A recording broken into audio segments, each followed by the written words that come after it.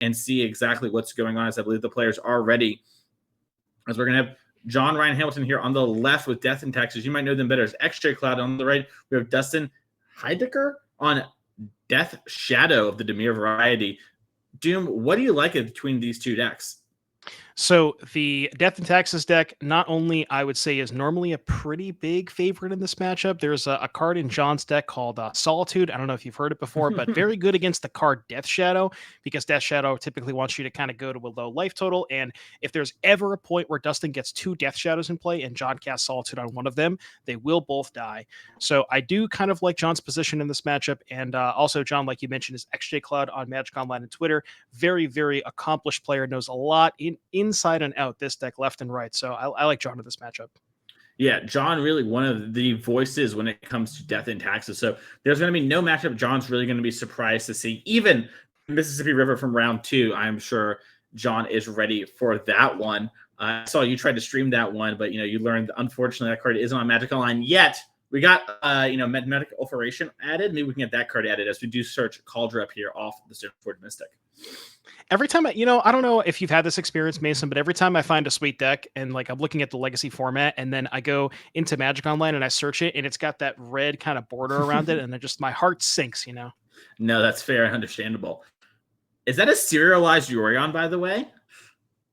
I believe it is. Yeah, I think I remember John posting on Twitter that they got one of these. I don't know exactly what the number is. I hope it's number 69, but if it's not, I guess we can settle for any number. That's fair. I'm trying to think of what's a good taxes number, 1, 2, 3 or whatever. It's doing your math or something like that, something that relates to the deck as well. 186 is also an underrated number, I think, in these sort of things, as we are going to see Snuff Out kill the Stoneforge Mystic here.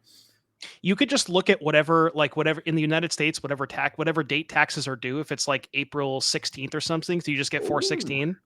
That's a good one. I love where your head's at on that one, Devin. Yeah. As we are going to see the Water Grave here. And you might be thinking, is this a budget thing? No, the Death Shadow deck actually does play a lot of Watery Graves because you want Death Shadow to be big, as Death Shadow is cast here.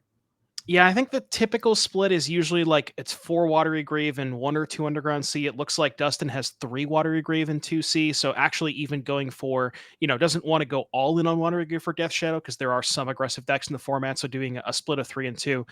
Now the card that looks like that was a Death Shadow, and I'm going to assume that's a Skyclave Apparition. Skyclave Apparition, yeah. Viewers of the stream yesterday will note that I, unfortunately, from the commentary got a thing wrong. Not today, Devin. That is Skyclave Apparition from the promo series, I believe, the FNMs. So. Which one did you get wrong, by the way? I can't remember. I got Hangerback Walker, and you called me out on it too. Oh, that's what it was.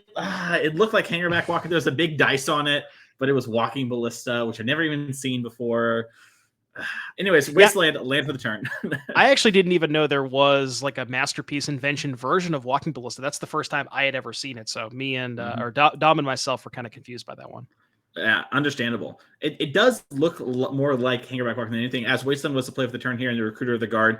80 cards, by the way, on the Death and Taxes, so we might take a minute here on the old tutoring, even if it was someone like John, who is a master of the deck. It just takes you some time to find the exact card you want. It does. Now that we were talking about kind of in the intro or in the break, excuse me, we were looking at this card that in John's deck. It's called Canoptek. I think that's how you pronounce it. Scarab Swarm. That's not going to be the get here for John. It's going to be a boring old Stoneforge Mystic, but a 4-mana 1/1 that has flying and then it does some stuff, kind of exiles some graveyard. So that's a cool addition. I believe that's from. I don't know if it's from the new set or if it's definitely a Commander product. I don't know which one though. I believe this is a Warhammer card, but maybe I'm mistaken. Okay. It looks to be a little Warhammer-y. Yeah, that sounds about right. We got Recruiter of the Guard getting Stoneforge Mystic. These Baleful Strixes is going to buy Dustin a little bit of time. Going to fire for Thoughtseize here, maybe going to nab that freshly gained Skyclave. And oh boy, that's just all bangers here for John. Yeah, Magus of the Moon, Cauldron, Swords of Plowshares, Skyclave Apparition, and Stoneforge Mystic are the options here. No bad options, but also, unfortunately, no bad options here for Dustin. Yeah, you probably maybe want to go towards the well, I guess at that point you probably take the Stoneforge instead of the Cauldra, because the Stoneforge can get something along the lines of like a Jitte or a Batter Skull, and you don't want to have to contend with that later down the road. So maybe wants to go towards the Stoneforge Mystic and try to strand the Cauldra in John's hand. The Magus is also pretty problematic, excuse me, if John does find a red source, because Dustin's I want to say, I'll take a look at the deck list for Dustin, but yeah, only one basic island, so it's going to be cut off of black sources. And also Snuff Out, which would normally be the card that you would be able to kill the Magus, is turned off because there's no swamps. Yep. Yeah, Dustin decided to take Stoneforge Mystic. If John thought it was good enough to get, Dustin thinks it's good enough to take. And we have some Baleful Strixes holding back, the army of 2/2s and 1/1s. So we're gonna get untapped here from John. I want to take a second to appreciate the blinged outness of John Ryan Hamilton's deck list. There's a lot going on here. Yeah, a lot of stuff. Plateau off the top and the Magus of the Moon. That is going to be a big one, as we are going to see Dustin fetch real quick to make sure we at least have some mana to play with, if not maybe not a counter spell here. But that's a good draw step right there. Oh, yeah. And looking at the deck list for Dustin, as far as castable spells are concerned, with just access to basic island and no black mana, we have a Brazen Borrower, which could be an answer to the Magus, a Dress Down, which, again, there's a layers question. I don't even know if we want to get into that kind of stuff, but 4 Ponder, some Brainstorms, and some Dazes. But yeah, not a ton of castable spells left. Yeah, as it's going to be up there. Now, we do have these Baleful Strixes. Maybe we can start getting in just a little bit, but it doesn't seem like a winning proposition. As John sells a handful of gas and has Yorion to flicker. We have another Skyclave Apparition hand that can answer the first Baleful Strix. Then we can, Yorion on the next one. So a lot going on here, as Dustin is going to cast 2 mana, could be a Borrower. Oh, all right. Well, we're going to see what happens. Now, I don't actually know. Do you know what happens in this scenario, Mason? I believe that you're going to be able to cast your things, because I think it is different than Dryad of the Elysian Grove because of some wording thing, but I'm not 100%. I know that with Dryad, you would still have all the land types, but I think this one makes them versus gives. Oh, it looks like John knows. yeah, we're gonna get a judge call real quick. Dude, that was gonna happen. Layers. Yeah, so it looks like chat saying nothing changes. I guess I was mistaken. I thought it was a little different than Dryad of the Elysian Grove, but as I was saying it, I was like, that doesn't make sense. But it looks like Magus always wins, is what chat says, which is true just in life, Oh, yeah. And in this situation, as the judge is going to explain layers. If you don't know about layers, don't worry, you're a better person for not knowing it. Yeah, there's like a 17,000 page book on. That we just see a concession from Dustin. Makes sense. Doesn't really have a lot of outs, but yeah, there's like a 17,000 page book on layers in Magic, and I still don't really know exactly how they're supposed to work. But looks like Magus does win in that case. Yeah, something about the effects with Dress Down and hitting and lands are different, but a lot of different things going on there. Speaking of things different going on, let's check out the sideboard and see what these players are going to be bringing in. Let's start off here with John Ryan Hamilton, the Death and Taxes player. We have 4 Pyroblast, 2 Circle Extraction, 2 Mindbreak Trap, the Yorion, Council's Judgment, Emrakul the Aeon Storm, Containment Priest, Grafdigger's Cage, Fairy Macabre, and Deafening Silence. Which ones of these do you like, Devin? So you probably want to get towards the Pyroblast. There is a plethora of blue cards in Dustin's deck list. We see the Murktide Regents, Force of Wills, Dazes, Cantrips, and also potential sideboard cards. Past that, there's not a ton here. Like, you probably don't want Surgical. You maybe want to go towards a card like Council's Judgment as a clean answer to Murktide and Death Shadow, and that's pretty much it. I mean, Emrakul is supposed to be for the grindy matchups, right? Is this a grindy matchup? Yeah, well, it's for the grindy stone matchups, Doom. You see, you got a little confused there. Yes. But I don't think this is probably the song we're going to have that, but I like your heads on that one. Let's check out what Dustin has in his sideboard for the Death and Taxes deck. We have 2 Dothly Voidwalker, 2 Fatal Push, 2 Surgical Extraction, 1 Brazen Borrower, 1 Dress Down, 1 Force Negation, 1 Hydroblast, 1 Hooded Torak, 1 Null Rod, 1 Plague Engineer, 1 Powder Keg, and 1 Shieldred's Edict. So removal spells typically good against a lot of small white creatures, but the problem is a lot of John's creatures replace themselves. You have stuff like Recruiter of the Guard, Skyclave Apparition, Stoneforge Mystic. That being said, you still might have to go towards a card like Fatal Push, given how impactful Stoneforge Mystic is. Past that, and maybe not a ton here. Shieldred's Edict, there's a lot of random bodies in the battlefield, so I don't know if I love that. We just saw how Dress Down works with Magus of the Moon. May not want to go towards a second copy of that, although it is decent at maybe stopping like a Solitude. And past that, maybe Powder Keg to clean up some Aether Vials and Mother of Runes. Could totally see all of those things happening as the players are finishing up shuffling and mulling in there. Yeah, Orcish Bowmaster, not a whole lot of card drawing from John's deck. A lot of, cards tutoring other cards and essentially drawing a card, but not actually. But I think a card that's still something, Dustin's pretty happy to have. I think this matchup is a really rough one. Like you mentioned, Solitude is a huge problem for the Death Shadow, and that's before we even mentioned Swords of Plowshares. So just having another threat that can maybe, generate you a 2-for-1, I think it's going to be very important for this Death Shadow deck. A card in John's deck that we maybe didn't kind of discuss or go over, we maybe glanced over a little bit, was Comet Stellar Pup. I don't know if we can maybe get this one on screen because I've actually never seen this card cast before. It involves rolling dice. I don't know. The last time I checked, it was not on Magic Online. It's one of those red border fancy cards that they kind of ban your account for trying to put into your deck. But talk to me about this card, Mason. Yeah, so this card, I'm going to read it to you real quick. We're just going to all work together. So it has only one loyalty ability, which is 0 roll a dice. Depending on what the number you get is what you get. So if you get a 1 or a 2, you +2 Comet's loyalty, then create 2 1/1 green squirrel creature tokens. They gain haste. If you roll a 3, you then lose 1 loyalty and then return a card with mana value 2 left from your graveyard to your hand. If you roll a 4 or a 5, Comet deals damage equal to the number of loyalty counters on him to a creature or player, then minuses 2 on the loyalty, and then 6, you're going to +1, and you may activate Comet Stellar Pup's loyalty abilities 2 more times this turn, which means you roll 2 more dice. So if you hit 6 into 6, you're going to activate, 3 more dice rolls. Comet is actually just a value machine. It looks kind of silly, but like this is sort of Boros's Jace the Mind Sculptor. You don't quite get access to anything, but you do just generate a lot of card advantage and pseudo card advantage with things like the damage and the returning of a card and creating squirrels. And so this is a card that we're seeing in this, Taxes deck where if he could play Jace the Mind Sculptor, John probably would. Instead, we have Comet Stellar Pup. Yeah, I want to see a spot on camera today where Comet Stellar Pup is cast and we kind of roll like 4 or 5 6s in a row and just go absolutely off. Yeah, it is really fun to play with this card. I have seen it played in paper before. It looks a lot better than it might read.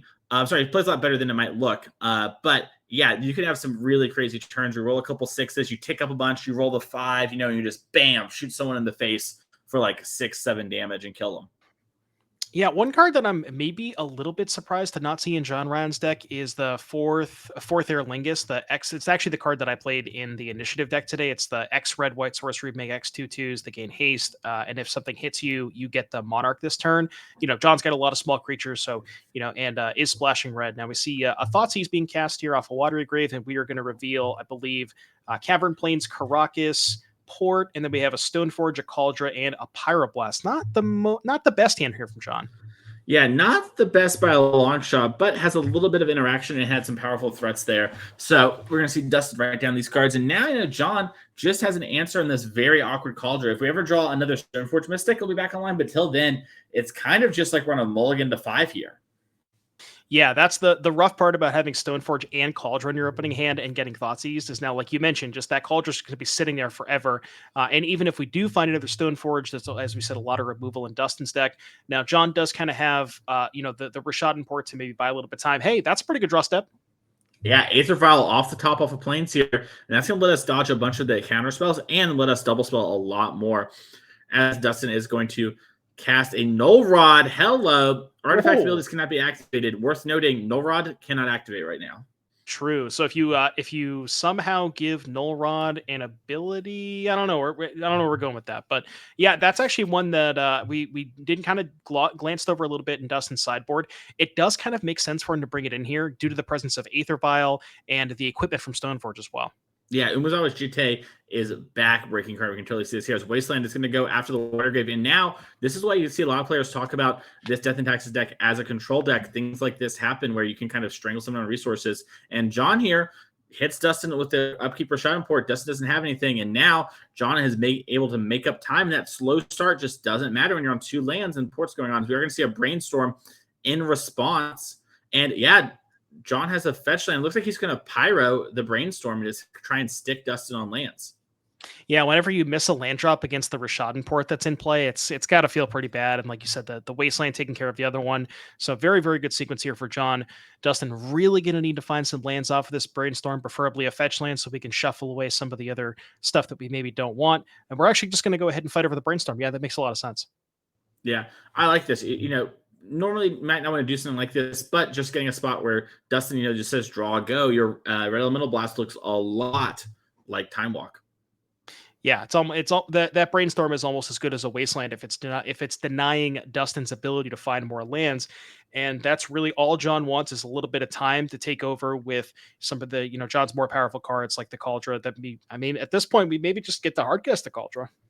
Yeah, I mean, one day at a time here as John is going to untap and figure out what to do. And looks like we're going to let Dustin have a turn with the island, but we have a Magus of the Moon in place. That's going to be our only land for the remainder of the game if Dustin doesn't have an answer. Yeah, and it looks like Dustin didn't have any forces or anything like that. And Dustin, passing the turn, somehow doesn't have to move to discard yet. I guess it's on a much bigger mulligan than we thought. Yeah, and we took a look at the sideboard from Dustin. There's not a ton of answers to this Magus. So game one, the only out is Brazen Barber, and then post board, you could have looked towards something like a Hydro Blast, which you normally wouldn't want to bring in against the Death and Taxes deck. And here we see this is the card that I didn't know how to pronounce. Yeah, Canoptek picked Scarab Scorn, so it's going to ETB exile Dustin's graveyard, and then for the number of lands or artifacts exiled, we're going to make 1/1 flying bug tokens. So I'm going to guess that we don't have 1/1 colorless insect artifact creature tokens with flying, because that is a thing that we only really see in the Warhammer 40K. Looks like John has some tokens, so big fan of the Owl House. Let's see if that show pops up here.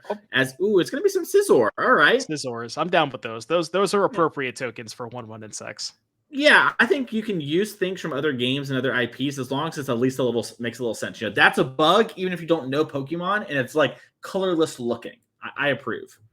Yeah. Now, if I got a Pikachu out here, I would have been mad. Well, I have as I play a lot of Rhinos, and the tokens that I have for Rhinos are like the OG Rhydons from Jungle, the first edition ones, and I feel like those are pretty appropriate. Those play. As we are going to see a slam in here for 5, knock Dustin down to 10. And John can do whatever he wants here. Big attack here. That Swarm, it's it may not look like a lot, but the 3 power for 4 mana. Just the nice thing is it's able to be cast through like a Blood Moon, even if you have a lot of non-basics. John does have the Karakas, the Wastelands, the Ports, so it's a nice and also able to be found off of Recruiter of the Guards. So if the game goes long, a lot of cards in the graveyard, and can really get a ton of 1/1s there. 100%. As we're going to see Arid Mesa. And bam, 5 again. Dustin only has one more turn. I'm not even sure what Dustin can really draw to get out of this, but it looks like John's not sure he's going to pass it, and Dustin's going to send a hand. Congratulations to John. That's going to lock John up for our top 8 as long as their opponent will draw. And honestly, even if they lose, they can still make it. So congratulations on the top 8 here. We're going to see if we're going to interview with them or we're going to backup match, but that Death and Taxes deck looked impressive. Yeah, that was kind of a beatdown. We did kind of expect that John to have a pretty good matchup there. The Magus of the Moon coming in clutch both games. That the Death Shadow deck doesn't really have access to a ton of basic lands, and John was kind of just able to do his thing. Yeah, and it really shows sort of, these prison lockout decks are a lot stronger than players might think at first glance. When you first start playing Legacy, a lot of people look at the Death and Taxes deck and go like, how does that ever win? Why would I play this? This must be like, like a joke or like a meme deck in the format. In reality, it's honestly one of the best decks in the format. Yeah, it's almost like mono white control where just you get to dictate the pace of the game. You do have some aggressive elements with like Stoneforge for Cauldron, so when you need to be racing, you can sometimes do that. But and like you mentioned, the mana denial, that's like there's basically like layers to the Death and Taxes deck where you have the mana denial, you have kind of the mid game, and then your late game, which is your Comets and stuff like that. 100%, yeah. So we're gonna see what that. John is walking over to the interview area, so we'll be there in just 1 second. So we have to hold on for a second. But that match was very impressive for that deck. And I think, going 7-0, it's impressive. With especially, we're seeing the paper Legacy metagame is a little different. And I'm curious to get John's view on this than the online one. Not only is it easier just to get cards online, so you can play whatever you think the best deck is, so much easier. But we have cards that you literally can't play online, like Comet, Solar, Pup from John's deck. So it's going to be interesting to see how that goes. Yeah, the technique as well. We got a petition for them to get him online. Well, here we go, John. John, congratulations on locking up top 8. How are you feeling playing your favorite deck in your favorite format? I'm feeling great. Nice. I was one of the only undefeated that couldn't draw in. The other 2 got to, so I was very stressed, but luckily I got a pretty good matchup. Yeah, and that's going to help you be in the play as well in top 8, so that's got to be pretty exciting there. How have you liked playing Death and Taxes and paper? We've seen some cards in here that aren't on Magic Online, like Comet, Solar, Pup. Chat was interested. Devin and I were interested. How those cards have been playing for you? So the Comet probably shouldn't be in the deck, but I just really wanted to play it, and I was in red-white, and I don't get to play it on Moto, so put one in the deck. The Canoptek Scarab Swarm has been amazing all day. I have been absolutely blown away by how good that card is. Yeah, and the nice thing about that one is we were talking about, you're able to get it off of Recruiter of the Guard. A card like Fourth Air Lingus, I notice is absent from the deck list. Is that something you considered as well? It's a card that I kind of thought about. It's kind of that Comet slot of like this like grindy card you can't really tutor for. I should probably be on 0 of either, but it's a reasonable red-white card that I'm also interested in trying out. Nice. Well, there's been a lot of hype going to this weekend, by Orcish Bowmaster. We had Cephalus Breakfast do well at the Star City Games event last weekend. It's sort of, as always, Death and Taxes wasn't very high on the list here. How do you feel about its position in the metagame? We know that you're just, someone who loves playing that deck all the time, but do you think it's still well positioned, or is this one of those things where you're like, this is just my deck and, paper legacy? I think it's pretty reasonable. A lot of people were scared of like, Orcish Bowmaster is good against 1/1s, but honestly, Death of Taxes stopped being a deck that like lost to like X1 hate a while ago. You're just like a big grindy value deck. I'm not that threatened by Orcish Bowmaster. Yeah, it seems like a lot of your cards are able to replace themselves. And even if you kind of get that 2-for-1, or if they get a 2-for-1 off of Orcish Bowmaster, you can kind of recoup that card advantage pretty easily with stuff like, the Canoptek Scarab Swarm, Recruiter of the Guard. That particular matchup as well just seems like a really, the fact that you have access to 4 Solitude and 4 Swords to Plowshares, I'm sure you were pretty happy when you saw your opponent was on Death Shadow. Yes, I was very excited when they shocked Watery Grave, especially on the red splash. Death Shadow usually very soft to Magus the Boon, and we've kind of saw some non-games there. I would say we saw the most purest form of Magic in Game 2. We just ripped our opponent's lands apart the way Garfield intended when you look at Alpha, and we just played the game out. They didn't get to do anything. Exactly. That's what I'm all about. Awesome. Great. Well, John, thank you so much for taking some time with us here in the booth. Go relax. We'll see you in top 8 here in just an hour or so, and we might see more of your awesome deck. So congratulations and good luck. Thank you. As for us, we're going to see if we're going to have our backup feature match. It looks like we're going to jump in live here in the middle of it since we're in the middle of the round right now. Oh, time shifted. Sorry, we're going to start at the beginning. My mistake here. Misheard our commentator booth. And let's see exactly what the matchup is. Looks like it's going to be Death and Taxes versus Jeskai Delver. A deck we don't see as much these days. Devin, do you have any thoughts on Jeskai Delver? So this is Theodore Jung, who we actually saw earlier on camera. Theo has a pretty interesting list here with the copies of Fourth Air Lingus. Oh, it looks like, we had a different backup match. It looks like maybe those players drew. Right. Adam Wasbone Moses versus Steven Dykeman. Let's just hop right into it. Producer, get me down there. I want to see magic. Let's go. As these two players are doing their thing. Mono Black Control, it looks like it is reversed right now. So Adam Wasbone Moses is on your right, actually, with Gruul lands. And then Steven Dykeman on a Mono Black Control. Is this an actual Mono Black Control deck, Devin, or are we getting memed on? No, it sure is. This is there's only 2 swamps in the deck, so I don't know how much you want to count as that. But I guess there's 2 snow-covered swamps. But this is, I think we saw something pretty similar earlier today from Chris Smith. This is the kind of mono black Leyline of the Void Helm of Obedience deck. That's the combo that we're trying to set up. We also have Karn the Great Creator, which can fetch Helm of Obedience from the sideboard, bunch of fast mana with Dark Ritual and Chrome Mox, and Grief to kind of clear the way. Yeah. And just for at home, it probably can't get fixed with our time-shifted matches. Everything's sort of pre-done and pre-recorded, so we won't be able to fix it. But just know they're backwards RB chat. As Leyline the Void here comes down, and then Mox down and pitching Maze of Ith for Adam Wasbone Moses. And Adam, playing a Sphere of Resistance here, going to make things awkward on Dykeman. Adam really known for playing these lands decks and doing very well on our series with these events. Basically punched his ticket with a bunch of solid finishes in other formats and just top 8ing every Legacy event last year. Yeah, this is kind of an unfortunate for pairing here for Adam, because the main deck Leyline of the Void is exceptional against this land strategy with access to 4 Life from the Loams. Usually the lands deck can kind of get churning with, like, you find an exploration and then you start loaming multiple lands back, play those multiple lands off of the exploration. But the Leyline is actually going to cut Adam from access to that loam package entirely. So you see Adam pointing to himself and pointing to the camera. Yesterday, Adam had a feature match where he was playing the Goblin Charbelcher deck, and I forced him to flip his lands over, and they were just reminding Steven Dykeman that you cannot play with your lands and spells. It is confusing to new players. And Adam is like, I was mad too. I don't want to do this. And so you're seeing a little commiseration between our players. Oh, that's great. Going out to the game at hand here, we saw, like you said, a turn one sphere of resistance here from Adam. There is a crop rotation, so that's going to go ahead and sacrifice the forest, maybe trying to set up half of the Dark Depths Thespian stage combo. Nope, never mind. We're going to go for a Saga beatdown plan. Yeah, and it looks like it's going to do it the old fairway. I guess it's the new fairway. I guess, or Saga. It's been 2 years. Is it new or is it old? What's the deal? I think I would still consider, well, I was going to say Dark Depths Thespian stage is the old fairway, but it's not really fair to make a 2020. I mean, sometimes it does kind of feel similar where Saga just makes like, 2 8/8s or whatever. But yeah, no, I think Saga is still considered new at this point. Fair enough. As we do see, Adam Moses plays Rishadan Port and is going to hold up the Urza Saga activation. Yeah, and we see Adam here not go for the Rishadan Port because he does want to go ahead and make the Construct token, so that does make a lot of sense. And we're just going to make a second one, and we're going to resolve the Saga. Now, if we take a look at Adam's deck list, see what we have access to. We have an Expedition map, a Pithing Needle, a Shadow Spear, and a Lantern. If Adam does know what he's playing up against, he might want to go ahead and get that Needle and name Helm of Obedience. Yeah, and you see Adam's got a Shadow Spear up front, but still think about this. Adam, like I said, someone who's dominating in Legacy. So you're going to see, looks like going for Expedition map. Maybe has some teched out land choice can do here, or maybe just want some more Urza Sagas. Nope, looks like JK.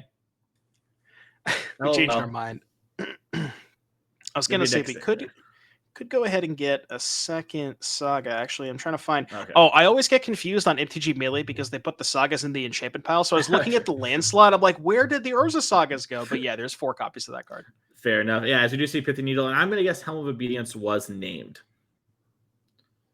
Yeah, I mean, if we're taking a look at Steven Dykman's deck list, the only other reasonable card to name could potentially be Karn the Great Creator if you were worried about something like that.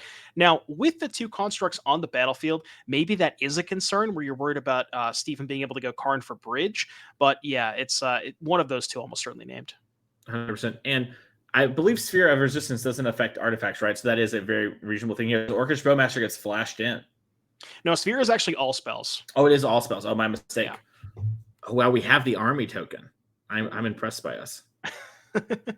So I guess this is going to give us some chump blocks. These are 5/5s. We can't really effectively, sometimes Orcus Bowmasters can like ping down a 3/3 and double block the 3/3 to trade for it effectively, but these being 5/5s, not going to be able to do that. Can chump block with the army token, and then if in the instance where Steven can trigger the Bowmasters again, maybe get another token that can help chump block. But yeah, doesn't really have any great blocks here.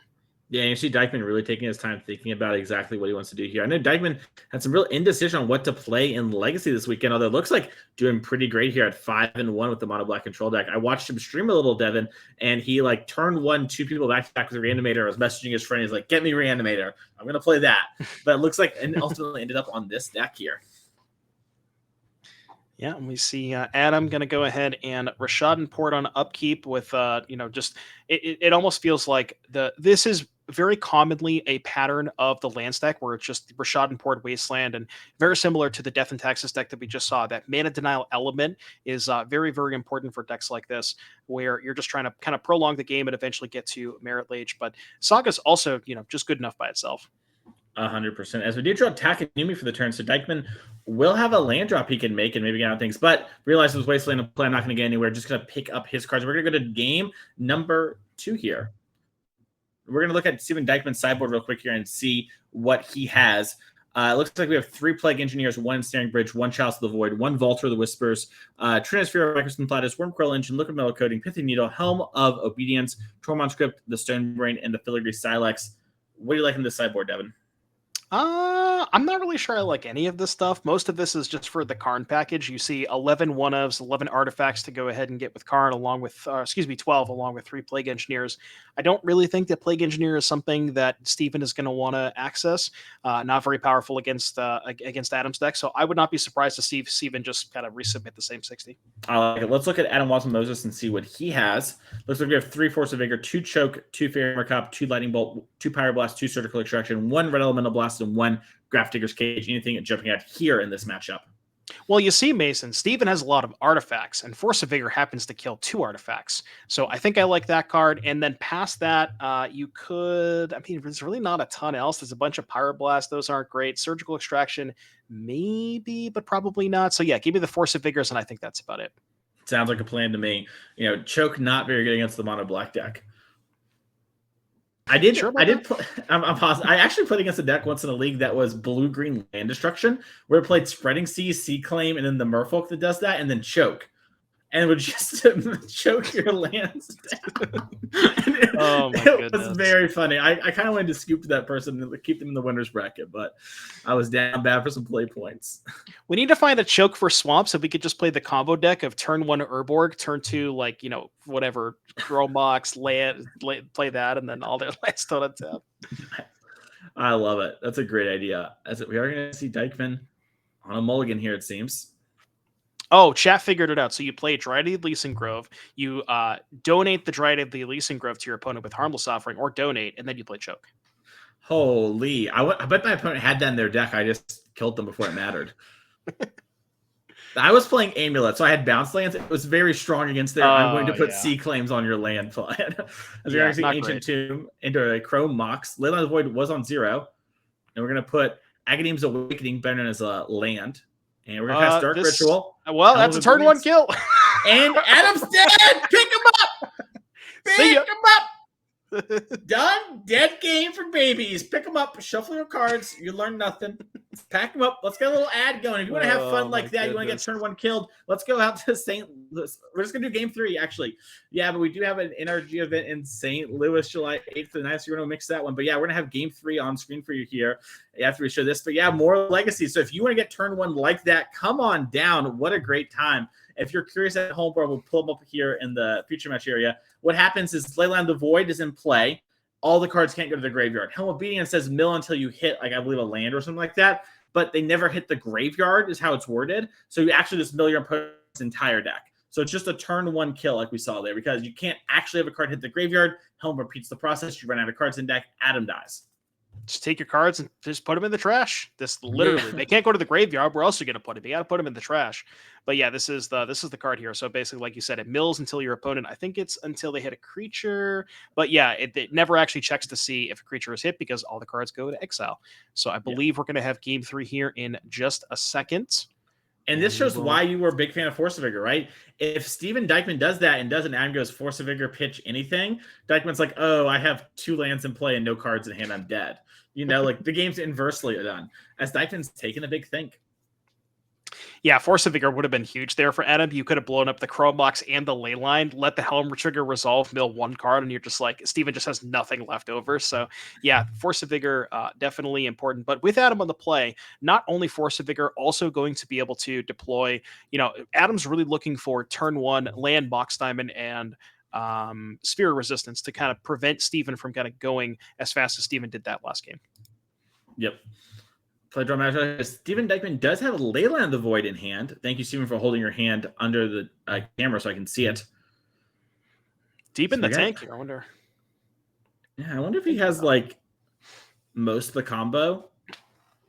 I see a land that looks like an Ancient Tomb. So the best that I can decipher of Steven's hand is I think I saw Shieldred. So I would say Shieldred, Ancient Tomb, Leyline, and I can't quite see the rest. Yeah. Dykeman's like, whatever, I'm keeping. I got Thoughtseize. Yavimaya Cradle. Let's see. Yep, here's the sphere. All right, and that's pivotal for Adam. He needs those kind of cards to make sure he has the time to do stuff like we saw in game number 1. As Dykeman, he's going to have a hard time playing anything right now. Best way to utilize that second Yavimaya, just pitch it right to the Mox Diamond, just at max value. It's kind of the same thing like when you're in Rhinos, when you board in Gemstone Caverns and you have 2 in your opening hand. It feels so good to be able to pitch a Caverns to a Caverns. Yeah, you don't want to go for the double Gemstone play? Oh, I've ran that on Moto a couple of times, and I immediately can see the game every time I misclick. That's a paper exclusive there, Devin. You can't run that one on Moto. As we are gonna see, Dykeman in the tank. All right, I think we've thumbed an Ancient Tomb to the top. Yep. All right, we found an Ancient Tomb. Looks like an Awakening as well. Yeah, there's something. Looks like Agadeem's. We are going to make Steven flip his land over. I love that. They need to be lands. We have new people watching Legacy. It's already confusing enough. Yeah, exactly.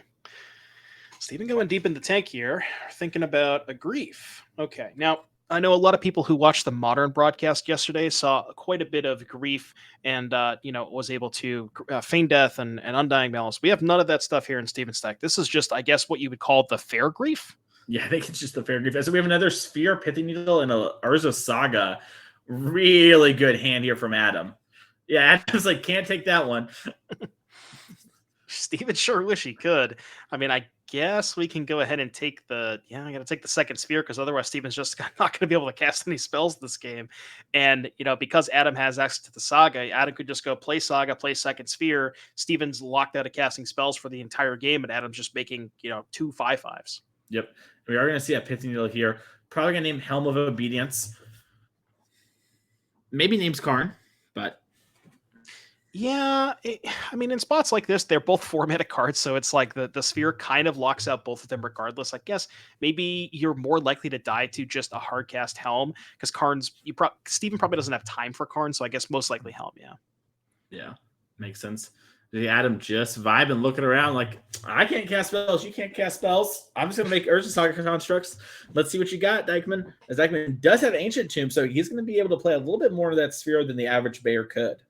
It's got a Dark Ritual too, so Dark Ritual can get us up to 4 mana this turn because the Ritual costs 2, and then it makes 3, 1 left over. Yeah, so we can get to 4 mana this turn. Not quite enough to cast something like a Karn or a Helm of Obedience through that Sphere of Resistance. Would need something like a second copy of Dark Ritual, which I don't believe is in his hand. If we look at Steven's deck list, there's just not a lot of good options here. Opposition Agent off the table because it costs 4. Dothy Voidwalker, we don't have double black unless we use the Dark Ritual. Shieldred, same thing. So just not a ton to hear that Steven can even cast. Yeah, and you see Steven's really just tanking, trying to figure out exactly what he's supposed to do. It looks like he's just going to decide to pass, not do anything this turn, set up for a bigger next turn. If we hit another land, heaven forbid another Ancient Tomb, we might actually be able to cast something due to Dark Ritual being, +1 mana as Maze of Ith and a pass of the turn from Adam there. No attacking from Dykeman going to happen for a lot of reasons. Yeah, depending if Dykeman does have a second, if Dykeman does have a payoff here, either a Karn, we presume that the Needle was naming Helm of Obedience, so that one's kind of offline. But if Dykeman does cast a Karn here, I guess you can go, say, like, if you have the land, you go land, ritual, use all of your mana, play Karn, downtick, get something, the Karn gets killed by the construct, but you at least resolve the Karn activation, which I guess could maybe get you something like an ensnaring bridge to stop these constructs from attacking, but I guess Filigree Silex too could also maybe could maybe kill the construct tokens along with that Mox. Yeah, and it looks like there might be an opposition agent in hand. That would allow us to be in charge of what gets searched off Urza Saga. Yeah, so that might be the beginning of something happening. So with Opposition Agent, you actually get the card. They exile each card. You may play those cards first. Okay, so let's see here. So if that is the case, then you could maybe get, like, I don't know, an Expedition map from Adam's deck? Yeah, I think so. As we're going to see Opposition Agent here, we're going to lose 2 life to activate the Ancient Tomb. I see Adam activate the Urza Saga. All right. Well, we are going to get to peel through Adam's deck here. But yeah, as we talked about, there's really not a ton of options here. The best that, like, the 4 options are Expedition Map, Needle, which is already in play, Shadow Spear, and Soul Guide Lantern. I guess you can maybe get the Shadow Spear and equip to the Agent, but there's too many blockers on Adam's side. It's kind of rough here for Steven. Yeah, it's very rough. At least if you grab Shadow Spear. Oh, interesting. Mox Diamond. I think we've had a land we would have played it, but yeah, it's a good point.